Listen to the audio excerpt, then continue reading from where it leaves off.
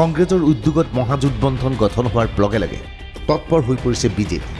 বিজেপিৰ নেতৃত্বই ভালকৈ জানে কংগ্ৰেছ AIDF একত্ৰিত হোৱাৰ লগে লগে সংখ্যালঘুৰ ভোট এবাৰ বিভাজিত নহয়।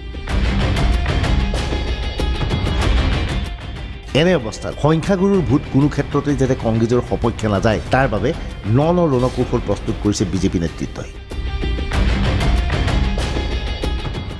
দিল্লীৰ পৰা অমিত শ্বাহে সমগ্ৰ বিষয়টো পৰ্যবেক্ষণ কৰিছে আৰু এই পৰ্যন্ত কোনো ধৰণৰ চূড়ান্ত সিদ্ধান্ত গ্ৰহণ কৰা নাই যদিও নতুন নতুন ব্লুপ্ৰিণ্ট ৰচনা কৰিছে বিজেপিৰ নেতৃত্বই।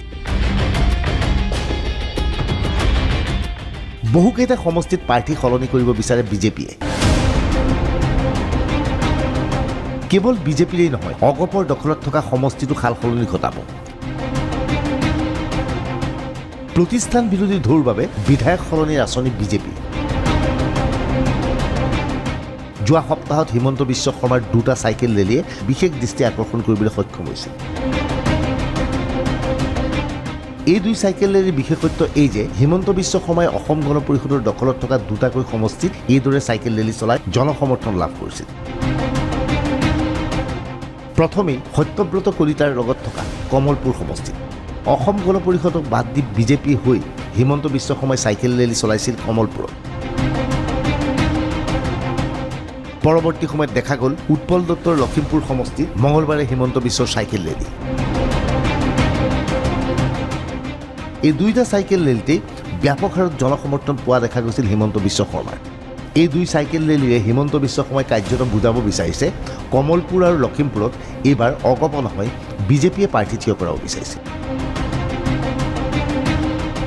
কিন্তু প্ৰশ্ন হয়, মিত্ৰদল অগপই বিজেপিৰ এই প্ৰস্তাৱ গ্ৰহণ কৰিবনে?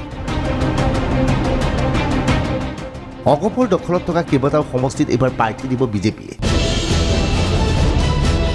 বিনিময়ত বিজেপিৰ দখলত থকা কেইবাটাও সমষ্টি অগপক এৰি দিব।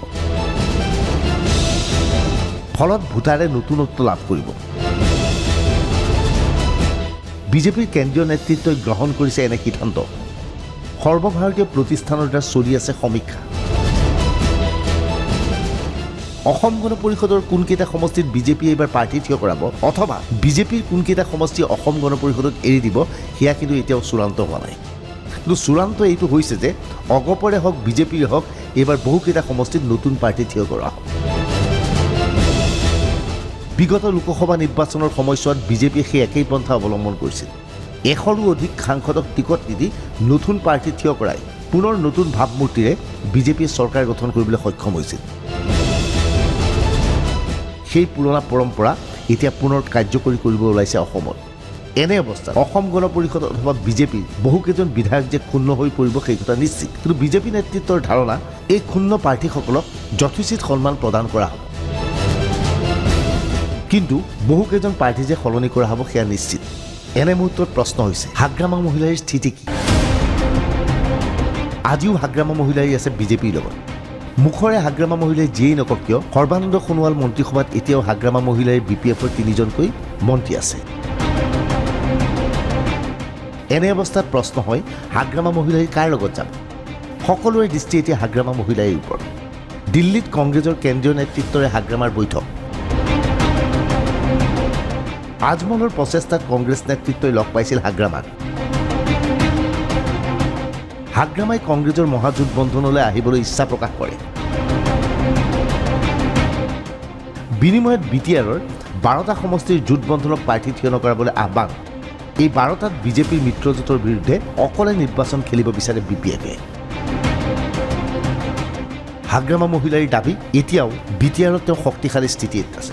BTR নিৰ্বাচনে সেই কথা প্ৰমাণিত কৰিছে। এই 12টা সমষ্টি পুনৰ দখল কৰি দেখুৱাব বিচাৰে হাগ্ৰামা মহিলাই। কিন্তু এই সমষ্টিত মহাজোটবন্ধনে যাতে প্ৰাৰ্থী থিয় কৰাব নোৱাৰিব সেই কথা স্পষ্টভাৱে কোৱা হয়। লগে লগে কেন্দ্ৰীয় নেতৃত্বৰ প্ৰশ্ন, আপোনাক আমি বিশ্বাসত কেনেকৈ ল'ম? কিয়নো আপোনাৰ দল এতিয়াও মুখ্যমন্ত্ৰী সৰ্বানন্দ সোণোৱালৰ মন্ত্ৰীসভাত আছে। স্বাভাৱিকতে এনে অৱস্থাত হাগ্ৰামা মহিলাৰ মহাজোটবন্ধনলৈ এতিয়াই যোৱাটো সম্ভৱপৰ হৈ উঠা নাই। BPFৰ উচ্চস্তৰীয় সূত্ৰ এটাই জানিবলৈ দিয়া মতে শীঘ্ৰে BPFৰ 3 মন্ত্ৰীয়ে মন্ত্ৰীসভাৰ পৰা পদত্যাগ কৰিব।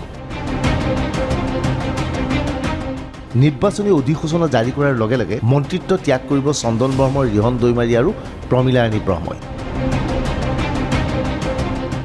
ইয়াৰ পিছত হাগ্ৰামাই সিদ্ধান্ত গ্ৰহণ কৰিব বিজেপিৰ সৈতে থাকিব নে কংগ্ৰেছৰ সৈতে থাকিব। Bureau report DY365।